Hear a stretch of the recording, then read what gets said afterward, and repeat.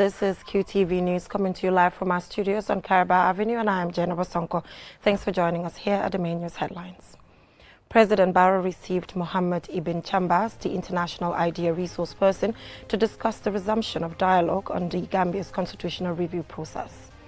The International Institute for Democracy and Electoral Assistance, International IDEA and partners commenced a two-day capacity-building session on constitution building for the National Assembly Standing Committee on Human Rights and Constitutional Matters. Gambia participates and partners organize a day-long dissemination forum on Tuesday to share with stakeholders the findings of the recently conducted social audit. In international news, Madagascar's parliament has passed a law permitting the chemical and, in certain cases, surgical castration of individuals convicted of raping minors. Those were the main headlines, and now the news in detail. Do stay with us.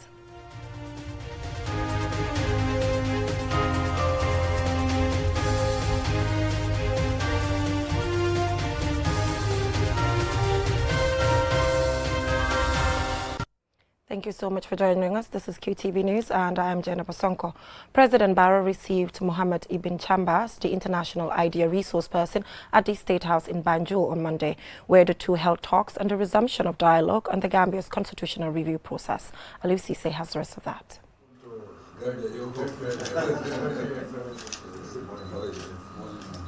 Mohammed Ibn Chambas met President Barrow to brief him on the joint mission of the UN and the International Institute for Democracy and Electoral Assistance, International IDEA, to work with the Office of the Attorney General and Minister of Justice and the National Assembly to discuss the constitutional review process. In August 2023, Mohammed Ibn Chambas led a delegation to the Gambia to initiate discussions to restart the process after the draft constitution had been rejected by the National Assembly in 2020. He is hopeful of a positive outcome this time around. So this time around, we will be with honorable members of parliament to try and focus their attention on issues that were a source of division the last time and which did not make it possible to complete the process.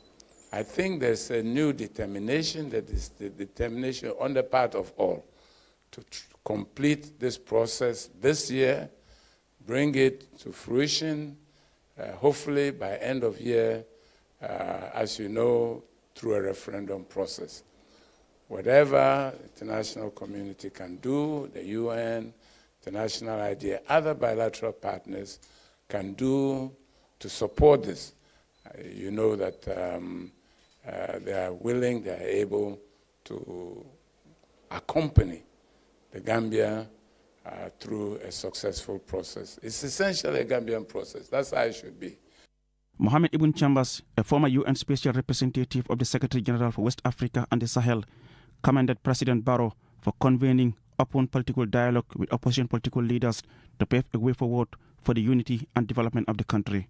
This is historic, it's very important. It's something that we think is in the right direction. As they say, to Jojo is always preferred and better than any other option. And the national dialogue is an opportunity for the Gambian family to come together to discuss issues of national interest, how the country can continue to progress, deepen its democracy, and tackle its challenges together, putting national interest over and above every other interest. Mr. Chambas, who has been involved in the Gambia's democratization process since the change of government in 2017, is hopeful that the adoption of a new constitution for the country will be one of the legacy programs of President Barrow's government and the Gambian people. Reporting for QTV News, I am Aliou Cisse. Still on the Constitution, the International Institute for Democracy and Electoral Assistance, International IDEA and partners commenced a two-day capacity-building session on constitution building on Wednesday for National Assembly members, the National Assembly Standing Committee on Human Rights and Constitutional Matters. Lena Iigwinyiba has the rest of that. The session, which is the follow-up to a similar engagement with National Assembly members on the resumption of the constitutional reform process in the Gambia, aims to enhance the committee's understanding and capabilities in constitutional matters. Momodou Cisse, the clerk of the National Assembly, emphasized the importance of this training in helping both National Assembly members and staff better fulfill their core mandate. The training for the Human Rights Committee is both timely and critical for effective performance of the National Assembly in the continuation of the constitutional building process. It is common knowledge that the Human Rights Committee is a crucial pillar of the National Assembly in this process. Building the capacity of such committee to better deal with issues regarding surrounding the Constitution is a very fundamental and necessary task.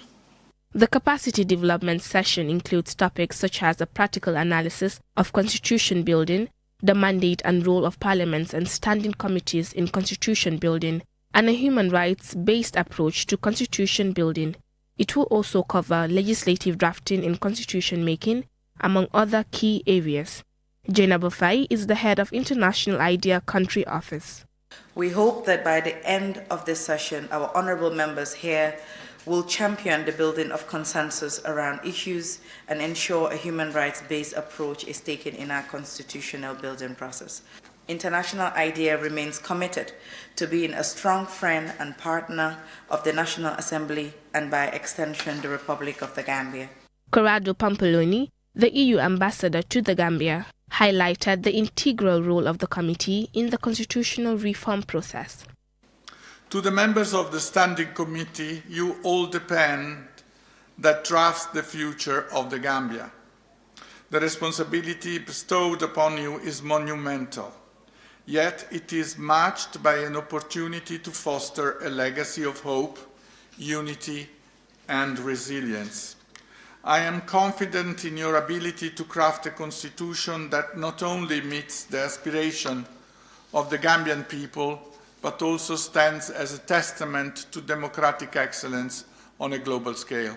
Hussein Tamasi, the Solicitor General, reiterated the government's commitment to ensuring the draft constitution passes through the National Assembly and reaches a referendum, strengthening the country's democracy. The government's commitment presenting the constitution for a referendum by December 2024.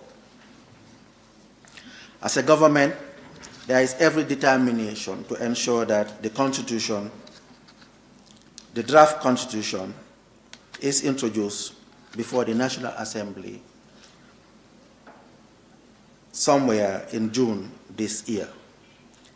The intention of government being that we will publish and gazette the bill introducing the constitution not later than the first quarter of this year.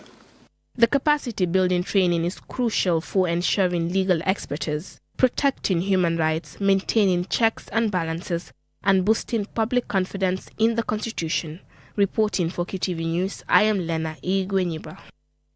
As part of efforts to strengthen and sustain fiscal transparency and efficient management of public resources, Gambia participates and partners organize a day-long dissemination session on Tuesday to share with stakeholders the findings of the recently conducted social audit.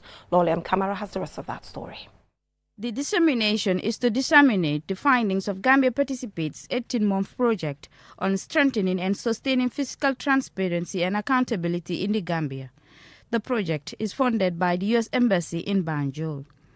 As part of this project, the Embassy supported 2 research institutions, namely the Center for Policy, Research and Strategic Studies, CEPRAS, and the Center for Research and Policy Development, CRDP, to undertake a comprehensive social audit to assess state-owned enterprises, including the National Water and Electricity Company, NAWEC, the Gambia Ferry Services, the Brikama District Hospital, and the Banjul Rehabilitation Project.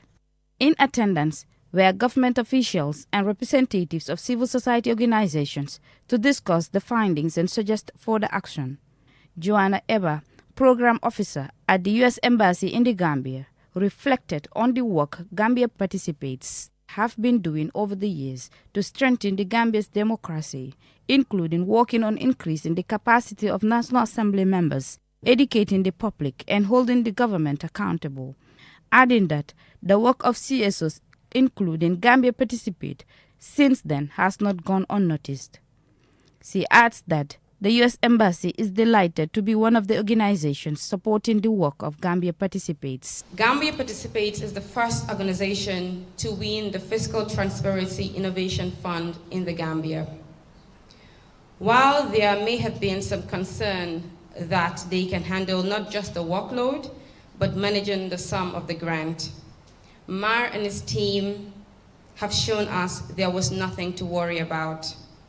They have made my work in managing the activities of this grant not just an easy one, but an educative one as well. This social audit evaluates the impact of social services in meeting community needs in line with the overall objectives outlined by regulatory authorities and to highlight areas of improvement in public service delivery.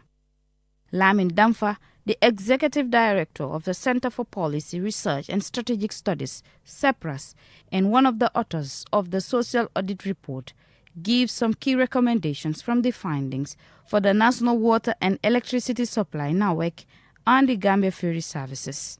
Our recommendation is the fact that there should be what we call a user-centric approach, where the service providers should definitely factor in the recommendations or the suggestions given by the service users. At the ferry, initially they said they have a suggestion bus, which is now not operational, but they said their offices are open for service users to walk in and then complain. Among the recommendations suggested during the Q&A were for provision of safety measures like rescue boats for sea rescue and emergencies, and public service announcements on various matters, amongst other suggestions. Organizers say this dissemination session on social audit's findings plays a pivotal role in promoting good governance by enabling citizens to actively participate in the decision-making processes that affect their lives. For QTV News, Loli M. Kamara. From that story by Loli M. Kamara on social audit, we will now go for a short commercial break, and when we return, we have local and international news. Do stay with us.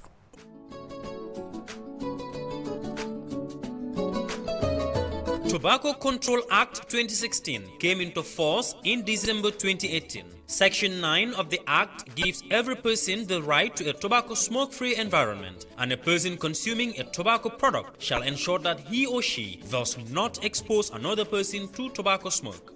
The Tobacco Control Act 2016 prohibits smoking, including the use of shisha in public places, workplaces, and public transports. A person shall not smoke in any part of any public place, workplace, or public transport and within 100 meters of such place. These places include hotels, restaurants, bars, office buildings, schools, garages, prisons, police cells, video clubs, and public service vehicles, among others. Any person responsible for a public place, workplace, or public transport shall ensure the observance of this section. This message is brought to you by the Ministry of Health and Management Sciences for Health.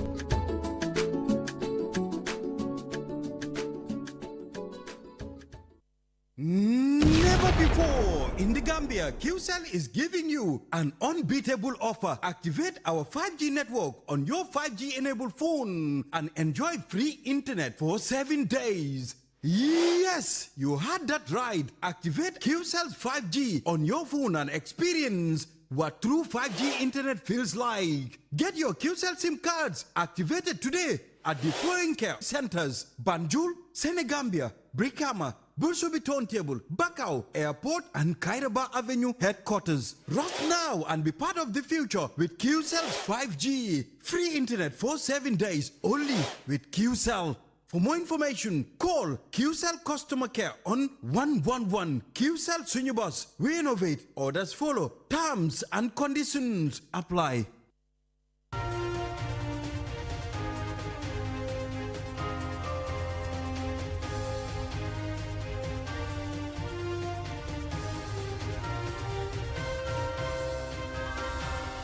Welcome back from that short break. If you're just tuning in, you're watching QTV News, and I am Jenna Bosonko. Now, access to affordable dental care services for oral health remains limited across the country, particularly for the underserved. In a humanitarian gesture, ASB Medical Center, commonly referred to as the German Clinic, offered these free services. Mohammed Lamin Choi was there, and he fastened this report. Early on Wednesday morning, patients queued at the ASB Medical Center in response to an offer of free dental care. The number of outpatients at this health facility is perhaps indicative of the popular demand for dental care in the face of limited resources at our public hospitals. ASB Medical Center, popularly known as German Clinic, is offering a 1 week's free dental extractions and consultations to patients from across the country. Judy Velget is the manager of the ASB Medical Center. So far, we've seen over 100, which we didn't expect, but we're delighted to have of course. Contrary to our first initial thought, I thought it was going to go down at the beginning. It was going to start big and then go down. But in fact, it seems to still be growing in numbers. So hopefully by the end of the week, we'll have managed to help 400 or 500 people. And the numbers seem to suggest that that will be possible. Patients who benefit from this free dental service are thankful for the rare opportunity, and one such patient, Ida Faye, wishes that such an essential medical assistance to the less privileged could be more frequent and accessible to people across the country. We are very happy for this opportunity from ASB Medical Center. This is something that should continue because people do want to have dental care, but it is very expensive. So if the clinic could offer free dental care every 3 months, even for 2 days, that will be good. I pray for the advancement of this clinic.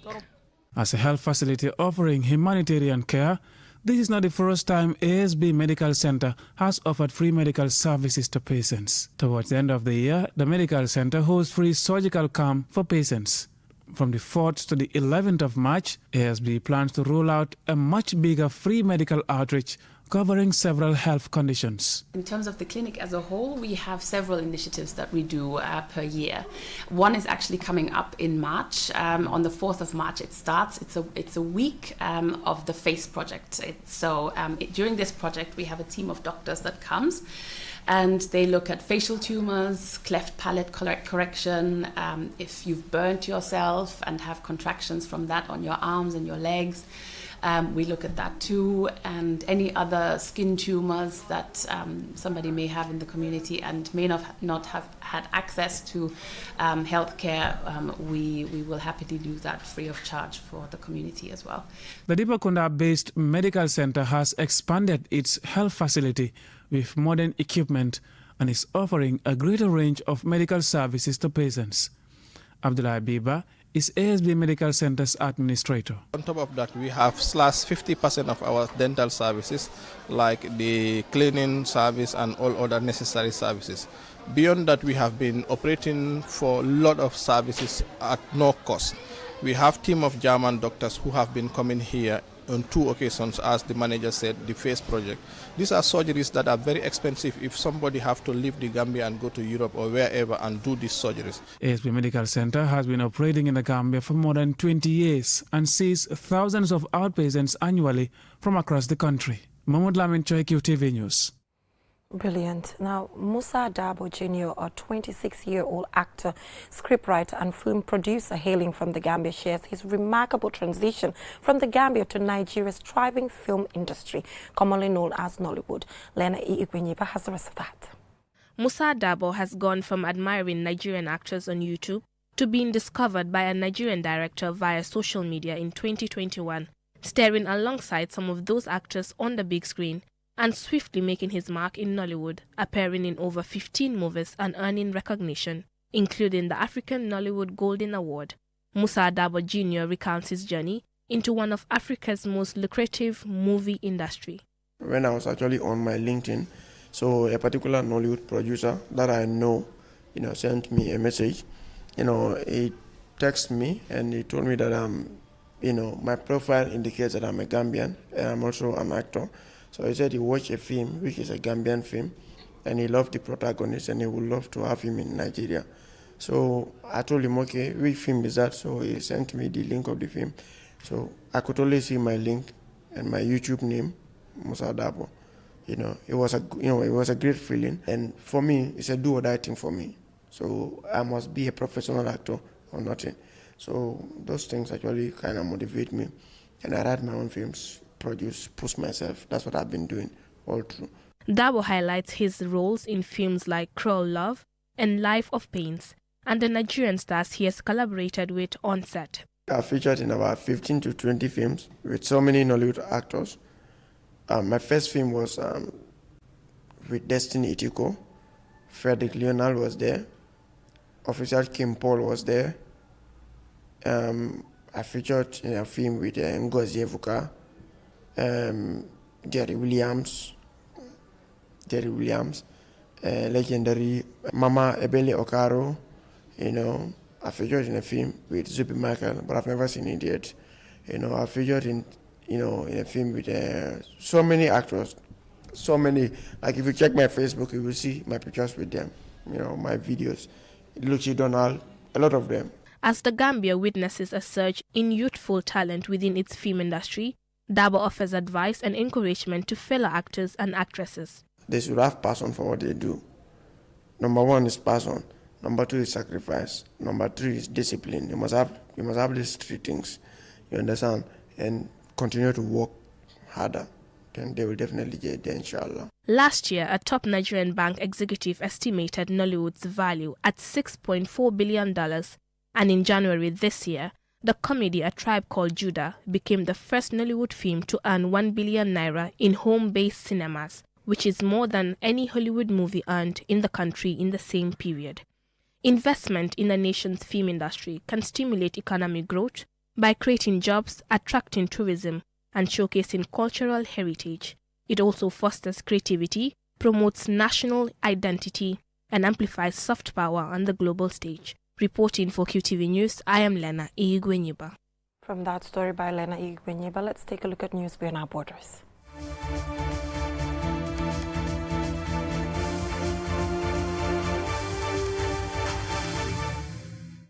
Madagascar's parliament has passed a law permitting the chemical and, in certain cases, surgical castration of individuals convicted of raping minors. The decision has sparked international backlash, but also garnered support from activists aiming to tackle rape in the island country. Here's the report.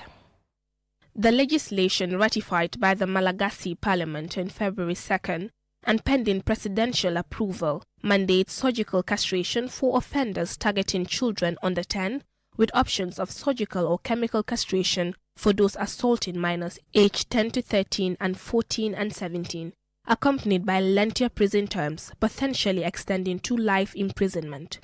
The country's justice minister defended the move, citing a surge in child rape cases, with 600 reported incidents in 2023 and 133 in January alone. Chemical castration, a reversible option, contrasts with irreversible surgical castration, reflecting the gravity of the measures taken.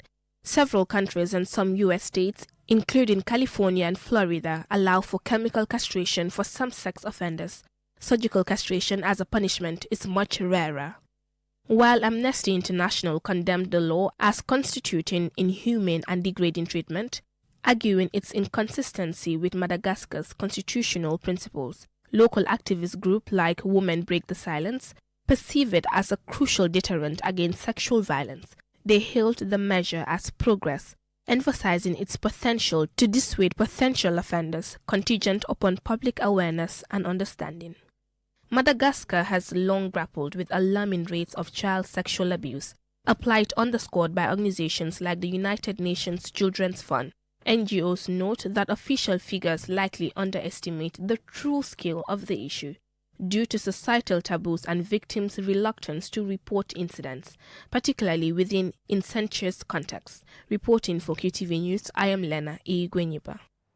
Interesting. Now, before we leave, let's recap our main headlines. President Barrow received Mohammed Ibn Chambas, the international IDEA resource person, to discuss the resumption of dialogue on the Gambia's constitutional review process. The International Institute for Democracy and Electoral Assistance and partners commenced a 2-day capacity building session on constitution building for the National Assembly's Standing Committee on Human Rights and Constitutional Matters. Gambia participates and partners organize a day-long dissemination forum on Tuesday to share with stakeholders the findings of the social audit. In international news, Madagascar's parliament has passed a law permitting the chemical and, in certain cases, surgical castration of individuals convicted of raping minors. Well, that is all we have for you in this edition of QTV News. Join us at 10 p.m. for another bulletin. Thanks for watching.